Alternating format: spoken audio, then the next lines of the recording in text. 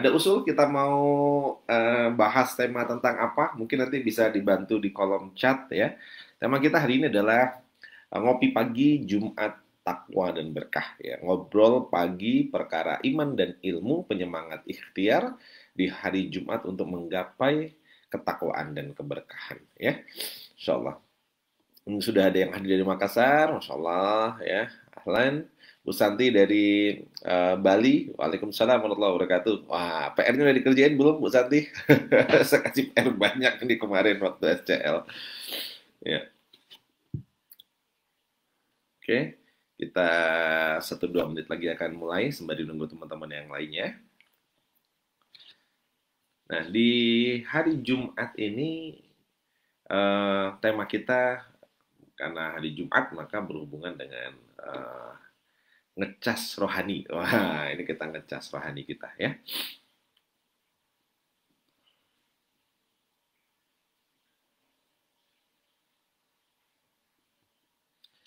Jika ada yang punya pertanyaan atau usul ide pembahasan kita apa, boleh diketik di kolom chat. Oke. Masya Allah Mas Ongki. Wah, dari Pop Jasa, Surabaya sudah hadir. Alhamdulillah. Tape. Ya. Bismillahirrahmanirrahim. Assalamualaikum warahmatullahi wabarakatuh. Alhamdulillah, alhamdulillahirabbil alamin. Allahumma shalli ala sayyidina Muhammad wa ala ali sayyidina Muhammad. Rabbitu billahi robba wa bil islami dina wa bi Muhammad dan nabiyya wa rasulah. Rabbi zidni ilma warzuqni fama ma ba'd. Alhamdulillah bahagia hari ini kita masih bisa belajar bersama, masih bisa ngobrol, ngopi pagi dan nikmat yang begitu luar biasa dari Allah yang harus kita selalu syukuri dan semoga kita selalu menjadi hamba-hamba Allah yang senantiasa pandai dalam bersyukur. Nah, dalam ngopi pagi kita pagi hari ini ya tetap seputaran tentang bisnis, seputaran tentang kehidupan ya dan seputaran tentang leadership. Kita akan ngobrol sedikit tentang orang yang paling pandai. Oh, ada orang yang pandai. Jadi, uh, ketika ditanya dalam konteks bisnis, bisnis itu ada 4 kuadran. Nah, 4 kuadran ini kali ini bahasanya Kiyosaki ya. Ada namanya employee, self-employed, business owner, dan investor. Nah, ini 4 kuadrannya kalau dalam konteksnya adalah pendekatan bisnis ya. Employee itu pekerja. Pekerja ini dapat gaji yang dia gajinya tetap, gitu ya. Gaji tetap itu artinya gaji ketika dia bekerja dia dikasih gaji. Nah, itu namanya employee. Ini yang pertama. Nah, yang kedua ada self-employed, dia bekerja untuk dirinya sendiri. Seperti contohnya dokter, pengacara, artis, itu dia bekerja tidak punya atasan, artinya tidak bekerja kepada satu perusahaan langsung, tapi dia dibayar berdasarkan dengan keaktifannya juga, gitu. Jadi kayak dokter, gitu dia buka praktek ya, tergantung dengan prakteknya. Nah, jadi tapi dia tidak bekerja sebagai karyawan kepada perusahaan orang lain seperti layaknya tadi yang pertama, konteksnya ketika menjadi employee. Yang ketiga ada business owner, pemilik perusahaan gitu. Nah, pemilik perusahaan ini dia akan mendapat penghasilan, dia membangun aset.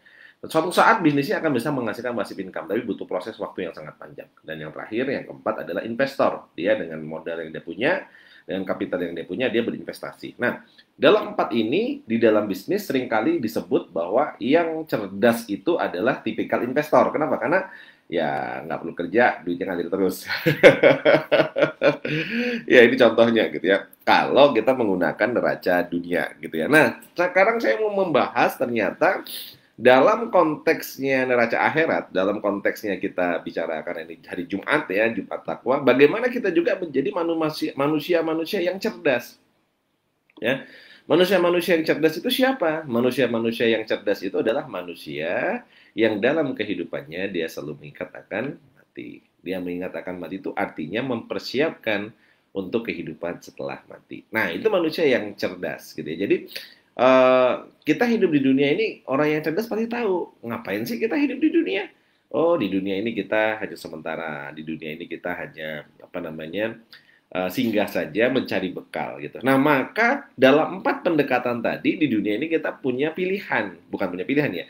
Kita kayak ibaratnya punya opsional-opsional gitu. Nah, kalau saya ditanya dalam konteksnya bisnis, saya melakukan yang mana? Dari 4 kuadran tadi, employee, self-employed, business owner, dan investor. Nah, saya pakai empat-empatnya. Jadi manusia empat kuadran. Maksudnya gimana? Manusia empat kuadran, saya hari ini masih sebagai karyawan di perusahaan saya. Gitu. Jadi artinya saya sebagai santri karya juga, saya terima gaji dari perusahaan. Gitu. Kenapa? Karena saya masih menjabat posisinya sebagai direktur di salah satu unit usaha. Gitu. Jadi dalam unit usaha saya sebagai direktur, saya terima gaji. Nah, yang kedua, saya juga sebagai self-employed, gitu. Self-employed apa? Saya sebagai seorang trainer, saya sebagai seorang business coach, gitu. Saya dibayar secara profesional, seperti layaknya dokter, seperti layaknya pengacara, kayak gitu. Nah, itu saya juga self-employed. Yang ketiga, saya juga business owner. Saya punya beberapa bisnis, ada kurang lebih sekitar 3 perusahaan, 15 unit usaha yang saya kelola, yang insya Allah itu akan menjadi satu apa namanya mesin juga gitu, nanti suatu saat akan bisa menghasilkan hasil aset di kemudian hari. Dan yang terakhir, yang keempat, saya juga sebagai investor, saya punya investasi di beberapa bisnis dan juga di beberapa kebun yang menghasilkan walaupun nggak saya kerjakan secara langsung. Nah, ini dalam konteksnya dunia aja saya pikirkan seperti itu. Nah, pertanyaannya bagaimana dalam konteks akhirat? Maka bedanya hasil ini dalam konteks akhirat bukan uang. Tapi hasil ini dalam konteks akhirat adalah amal soleh, amal jariah, dan pahala. Nah, inilah yang harus kita pikirkan. Maka dalam konteks cerdas di sini, maka kita harus belajar bagaimana kita juga bisa meningkatkan dari mulai yang pertama, yang kedua, ketiga, sampai yang keempat. Karena yang keempat inilah yang powerful gitu ya. Jadi, apa saja? Yang pertama, contoh. Ada amalan-amalan itu seperti employee. Employee itu seperti kita kerja gitu. Yang kalau kita kerjain kita dapat gaji, nggak kita kerjain ya kita dipotong gaji dan dapat dosa, bisa jadi gitu. Contohnya apa? Ya ibadah-ibadah wajib yang harus kita lakukan yang itu sudah terjadwal gitu. Jadi misalnya kayak kita wajib untuk melakukan sholat, kita puasa. Nah, ini kita akan dapatkan pahalanya ketika kita melakukan gitu. Nah, kita melakukan, maka ini kita poinnya yang pertama. Nah, poin yang pertama ini kita dapatkan selama kita kerjakan. Kalau kita kerjakan dosa gitu kayak gitu.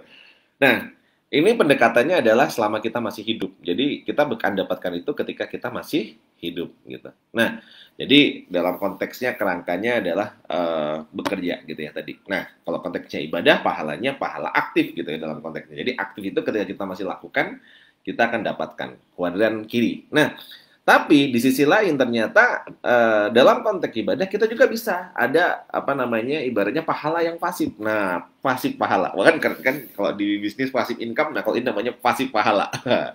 Siapa yang bisa mendapatkan pasif pahala ini yang keren gitu ya. Yang pasif pahala ini maka kuadran kanan. Apa kuadran kanan? Orang-orang yang ahli investasi amal soleh. Nah, jadi kalau yang pertama itu adalah aktif pahala. Nah, kalau yang sebelah kuadran kanan ini, sorry ya, kalau yang kiri tadi aktif pahala, kalau yang kanan ini adalah pasif pahala. Walaupun sudah nggak dikerjain, walaupun maksudnya dalam konteksnya itu dia tidak bekerja, dia melakukan investasi, tapi pahalanya akan ngalir terus bahkan setelah kita mati. Nah, itulah yang cerdas gitu ya, bekerja cerdas. Kalau yang pertama kan bekerja keras gitu. Bekerja cerdas ini apa? Contoh ya, nah, orang-orang yang dia berpikir akan kematiannya, mempersiapkan kematiannya, dan mempersiapkan kehidupan setelah mati, maka mati akan berpikir, setelah mati kan kita nggak bisa beribadah lagi. Nah, maka apa yang akan kita jadikan legacy yang sehingga ketika kita sudah mati pun kita masih bisa mendapatkan pasif pahala. Nah, maka pasif pahala ini akan bisa kita dapatkan dari apa? Nah, dari sedekah jariah. Jadi sedekah jariah kita. Nah, sedekah jariah ini kalau kita perdalam lagi adalah sesuatu aset yang kita miliki ya, yang kita serahkan kepada Allah ya, aset terbaik kalau bisa, yang diberhentikan tapi dia hasilnya akan terus mengalir. Nah, bahasa lainnya adalah wakaf gitu. Nah, inilah yang wakaf itu kan berhenti gitu, yang kita hentikan gitu. Jadi wakaf kita, sedekah kita gitu ya, infak kita. Nah, inilah zakat kita, zakat, infak, sedekah, dan wakaf. Ini yang ketika kita sudah berhenti melakukannya, kita tetap dapat apa namanya hasilnya gitu ya, terutama dari wakaf gitu ya. Karena kalau misalnya sedekah gitu, sedekah itu banyak macamnya, salah satunya sedekah senyum kira gitu kan, senyum, karena sedekah itu tidak harus dalam bentuk materi ya, sedekah itu segala yang kita berikan ya dalam konteksnya tidak hanya materi saja gitu ya. Nah, bisa jadi dalam bentuk sedekah pikiran, kita juga dalam bentuk ilmu, sedekah macam-macam lah ya.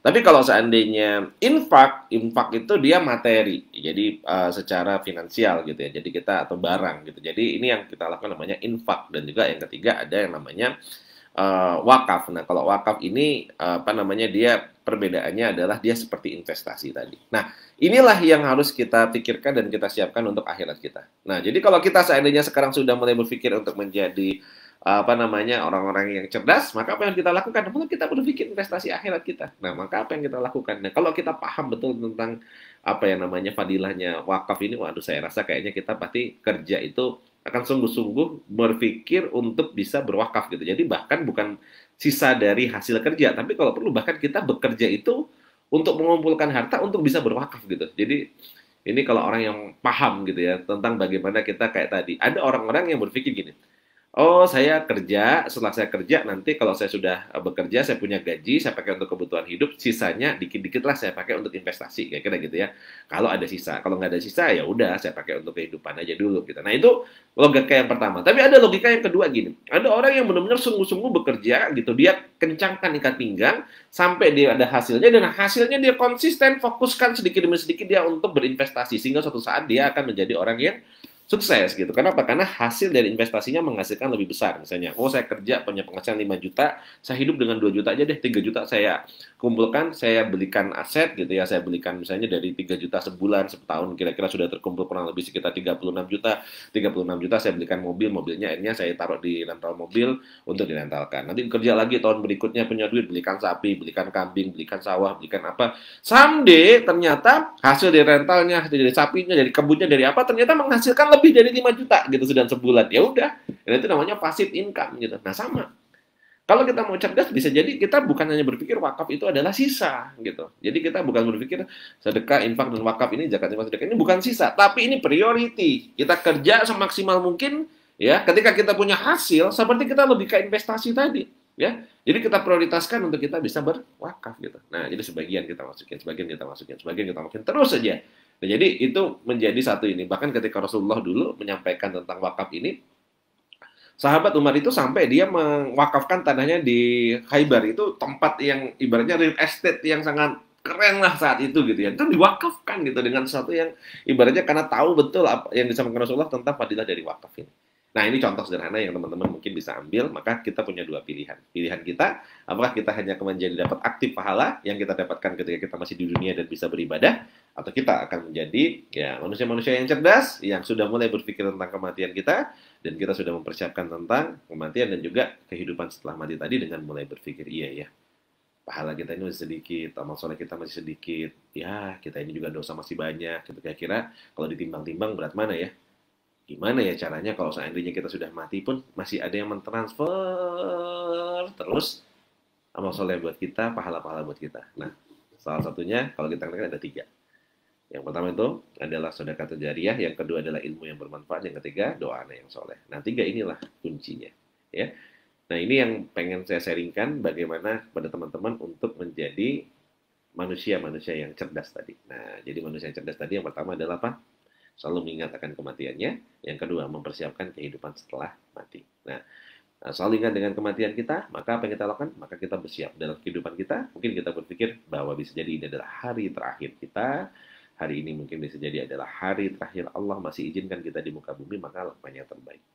Lakukan yang terbaik, lakukan yang terbaik. Dan yang kedua, kita punya bekal apa untuk setelah mati nanti. Nah, maka apa? Mulailah bersiap untuk memikirkan tabungan di akhirat. Ya, tiga hal tadi. Yang pertama, sedekah jariyah. Yang kedua, didik anak-anak kita menjadi yang soleh yang mau mendoakan. Yang ketiga, ilmu yang manfaat. Ayo berbagi, belajar, ngajar. Nah, inilah yang harus kita bangun. Nah, sahabat-sahabatku sekalian semua di seluruh Indonesia, terutama teman-teman di SBC, itu kenapa kita selalu ngajak Anda untuk ayo bina menti-menti Anda. Jadi apa? Ilmu yang manfaat, sharing positif hal-hal yang positif dalam bentuk tulisan, dalam bentuk quote dan seterusnya. Ya, pengalaman-pengalaman Anda ikut kelas SBC dan seterusnya, syiar kebaikan-kebaikan itu. Yang kedua, ayo kalau kita punya anak-anak, kita didik anak-anak kita menjadi anak-anak yang soleh dan soleha, hafiz dan hafizah. Masya Allah, satu keluarga ada satu orang yang menjadi hafiz, insya Allah dia memberi syafaat kepada 10 orang lainnya untuk bisa masuk surga. Meskipun ibaratnya seharusnya orang-orang tersebut masuk neraka. Kebayangin tuh, fadilah dari seorang anak yang dia bisa menghafalkan Quran. Dan yang ketiga, ayo kalau kita sudah punya harta, bahkan kalau seandainya pun belum punya harta, niatkan, bangun semaksimal mungkin energi kita untuk kita bisa menyiapkan harta terbaik kita untuk kita wakafkan. Karena itu adalah jual beli terbaik dengan Allah yang insya Allah tidak akan ada kerugian di dalamnya. Baik, itu kira-kira hari ini sharing kita, ya, saya sharing sedikit. Saya berharap ada sharing-sharing tentang diskusi ringan dan tanya jawab kita di hari ini, ya, dengan 4 kuadran sukses tadi, bagaimana kita menjadi orang yang cerdas, nah, bekerja cerdas. Nah, Arifah Asalya, Gresik siap menyimak, Masya Allah. Alwi Kasbi, Waalaikumsalam warahmatullahi wabarakatuh. Mbak Erna Alessandra, Gresik hadir, Alhamdulillah. Mbak Jainal Arifin, Waalaikumsalam warahmatullahi wabarakatuh. Dari Lebak Bulus, Jakarta ini berarti. Lagi, Masya Allah, luar biasa. Berarti bukan di Gresik ini lagian ya. Mas Faruk Solo, Mas Laziman, Masya Allah. Sudah dihubungin sama Ustadz N belum ini? Kemarin kalau nggak salah sudah ngobrol-ngobrol lebih lanjut. Ani Fafaika Rianto, Waalaikumsalam warahmatullahi wabarakatuh. Dari Mamuju, Masya Allah. Pak Presiden, Masya Allah, kangen banget Kang Aldi. Siap adventure kembali, yuk. Saya sudah siap-siap ini.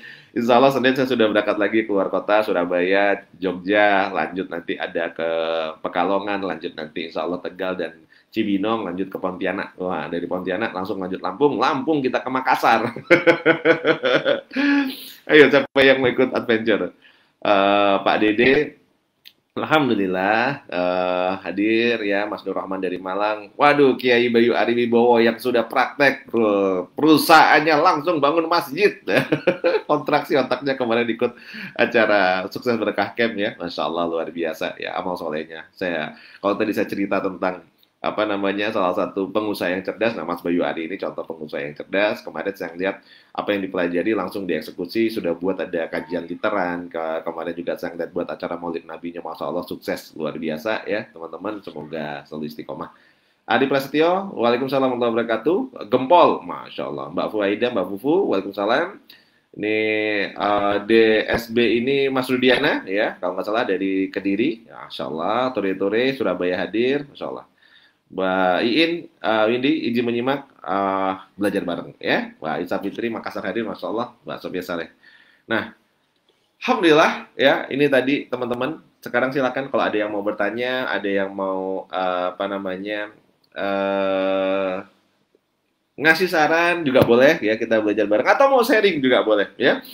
Ada Chandra Purnawati, Waalaikumsalam warahmatullahi wabarakatuh. Fadol, silakan kalau ada yang mau bertanya, boleh sharing. Nah, ini Kang Aldi masih online nggak, Kang Aldi?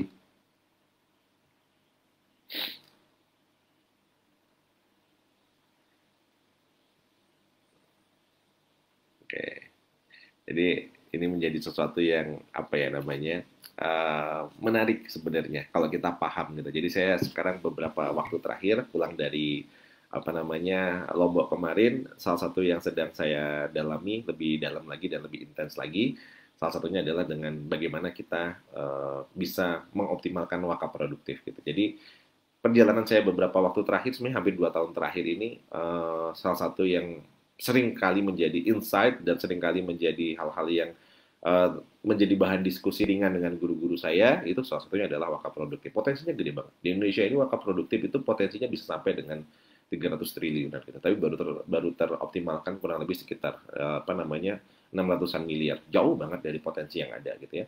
Dan kalau kita ngelihat negara-negara maju gitu ya, bahkan kayak beberapa negara itu mereka aset-asetnya dibangun oleh wakaf gitu. Kenapa wakaf ini menjadi sesuatu yang luar biasa?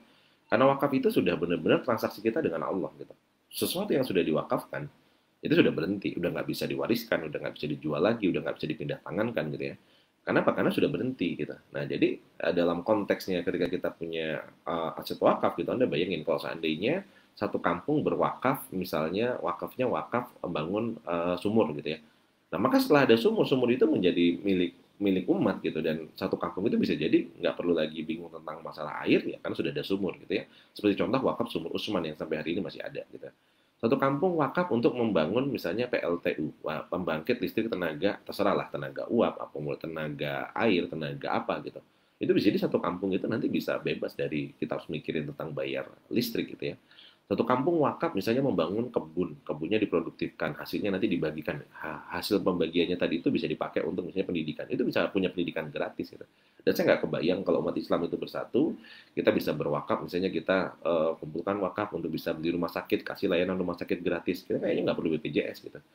Ini ngeri banget gitu sebenarnya kalau kita paham gitu. Dan Umat itu bisa bangkit dengan wakaf. Dan inilah yang kenapa saya pribadi dalam waktu beberapa tahun terakhir ini sedang banyak mempelajari tentang wakaf, tapi karena ini perkara yang sangat apa namanya harus rigid, penting, berhubungan dengan banyak orang, berhubungan dengan uang, maka sangat berhati-hati gitu. Jadi sampai hari ini pun kita masih belum apa namanya optimal untuk kita ini, tapi insya Allah 2022 salah satu resolusi saya adalah bagaimana bisa mengoptimalkan wakaf-wakaf produktif ini ya. Nah ini karena saya sendiri pun sebenarnya tawaran untuk mengelola kebun itu sudah, waduh, udah nggak tahu udah berapa hektar mungkin ya teman-teman yang banyak yang pengen ini. Dan wakaf itu banyak ternyata akadnya, bahkan nggak harus langsung diwakaf dalam bentuk tunai atau wakaf dalam bentuk barang. Bisa wakaf dalam bentuk manfaat. Kita punya mobil gitu misalnya. Coach, ini saya punya mobil, wakaf manfaat ya. Nah, itu ternyata bisa gitu ya. Jadi ini yang sedang saya pelajari juga gitu. Jadi ternyata bisa kita misalnya kita belum apa namanya, wah ini mobilnya masih saya butuhkan gitu, tapi sekarang nganggur gitu. Udah deh, biar nanti ini karena masih misalnya di pondok apa segala macam banyak operasional, saya pinjemin deh nanti gitu. Daripada cuma dipinjemin aja, pahalanya kan nggak terlalu optimal gitu. Udah deh, saya wakaf manfaat mobil selama 1 tahun. Wah, itu luar biasa. Saya wakaf manfaat rumah gitu ya. Silahkan dipakai untuk rumah Quran selama 2 tahun ke depan gitu. Itu luar biasa gitu ya. Jadi bisa juga gitu. Dan Anda masih bisa memiliki. Ini contoh sederhananya. Nah, ini ada pertanyaan bagus. Wakaf dan sedekah jariah apa bedanya gitu ya. Nah, jadi para ulama banyak apa namanya menggali ketika membahas tentang sedekah jariah, itu sedekah jariah itu kayak rumah besarnya gitu. Jadi rumah besar itu artinya sedekah itu bisa macam-macam gitu. Jadi sedekah itu bahkan ibaratnya senyum saja itu adalah sedekah gitu. Karena ketika beberapa apa namanya sahabat bertanya kepada Rasulullah, ya Rasulullah, orang-orang yang kaya itu bisa melakukan semua ibadah yang saya lakukan gitu. Jadi mereka apa namanya kami sholat, kami berpuasa, mereka berpuasa gitu. Tapi ketika mereka bersedekah, saya nggak bisa bersedekah gitu. Maka Rasulullah menyampaikan, maka senyum pun itu adalah sedekah gitu. Nah jadi artinya sedekah jariah itu bisa macam-macam. Sedekah itu bisa macam-macam. Sedekah itu bisa banyak banyak hal gitu. Tapi sedekah jariah adalah sedekah yang dia pokoknya ditahan, nah hasilnya masih terus bisa jariah. Nah, maka sedekah jariah itu adalah sedekah yang pokoknya ditahan dan hasilnya masih terus bisa jariah. Nah, banyak ulama yang akhirnya mentafsirkan ini adalah sebagai wakaf. Karena kontekstual adalah menahan pokok dan menghasilkan, mengalirkan manfaatnya secara terus-menerus, itu bisa dilakukan dengan mekanisme wakaf. Kalau senyum kan cuma sekali, senyum, nah, sudah selesai, kira-kira kayak gitu ya. Nah, kaitannya berikutnya adalah kemudian badan wakaf dan wakaf produktif ini gimana? Wah, ini pembahasannya detail. Nanti nggak sekarang kita akan bahas secara apa namanya kontekstualnya. Nanti akan ada pembahasan khusus nanti tentang badan wakaf. Tapi pengajian-kajian tentang wakaf produktif Anda bisa cari banyak apa namanya di YouTube dan di tempat lainnya. Tentang konteksnya adalah memang badan wakaf itu secara ini kita harus apa, kalau di Indonesia ada legal formal yang harus diurus gitu ya ke badan wakaf ya, BWI ya, Badan Wakaf Indonesia ya. Nah, kira-kira seperti itu.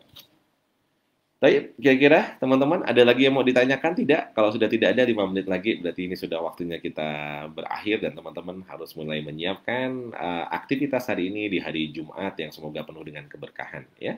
Eh, ada yang masih mau ditanyakan? Wah, Kang Aldi masih, alhamdulillah. Kang Aldi, kita kalau nggak salah nanti malam kita mau ada meeting juga ya sama teman-teman ya. Ini saya sebenarnya pengen ngundang Kang Aldi online, gimana caranya ya kalau di itu untuk Mas. Oke, coba saya cek bisa nggak ya?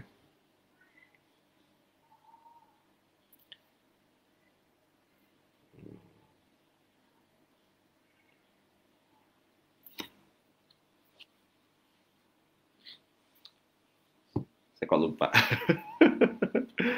Ini kalau biasanya itu bisa ngajak apa namanya joinan gitu. Alhamdulillah Pak Presiden masih hadir. Next semoga nanti kita bisa join bareng apa namanya live bareng dengan Pak Presiden Kang Aldi. Ini hari ini saya nggak ada tim teknis yang sedang membantu. Sebenarnya saya pengen live-nya berdua nih, kan ada caranya gitu ya. Dia yang bisa live berdua. Ini tadi saya pas apa lagi sedang live sendirian. Oke, teman-teman semua sudah hampir sudah jam 6, berarti sudah waktunya kita akhiri. Teman-teman sudah waktunya untuk beraktivitas.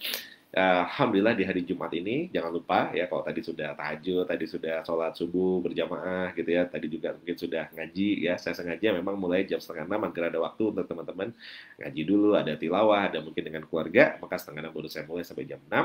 Nah, jangan lupa ya, ini sudah menjelang waktu syuruk, sedekah paginya jangan dilewatkan ya. Semoga hari ini menjadi hari yang penuh dengan keberkahan. Allah lancarkan seluruh aktivitas, Allah beri keberkahan ke dalam semua aktivitas kita. Semoga keluarga kita menjadi keluarga yang sakinah, mawaddah, warahmah, anak keturunan kita menjadi anak keturunan yang solih dan solihah, hafiz dan hafizah yang mau mendoakan kita di hari akhir nanti, mendoakan kita selamat di dunia dan juga di akhirat nanti. Dan semoga kita bisa terus terjalin hati-hati kita, frekuensinya sama untuk kita bisa berukhuwah dan saling memperjuangkan bukan hanya di dunia, tapi sampai dengan akhirat kelak, sampai kaki kita menapak di surga. Semoga usaha teman-teman semua menjadi usaha yang Allah berikan berkah yang berlimpah. Allah berikan rezeki yang berkah dan juga berlimpah. Nggak apa-apa banyak, yang penting berkah. Dan semoga Allah berikan kepada kita semua usia yang berkah, meninggal dalam keadaan husnul khotimah, dan semoga kita diizinkan oleh Allah menapakkan surga, bertemu dengan Allah, ya, bertemu dengan Allah untuk berterima kasih segala nikmat yang sudah diberikan kepada kita, dan semoga kita bisa bertangga di surga, bertangga juga dengan Rasulullah Sallallahu Alaihi Wasallam. Amin ya rabbal alamin. Ya, kita tutup dengan doa kafaratul majlis. Subhanakallahumma wa bihamdika asyhadu an la ilaha illa anta astaghfiruka wa atubu ilaik. Sampai ketemu lagi teman-temanku sekalian, sahabat-sahabat surga, para pengusaha surga.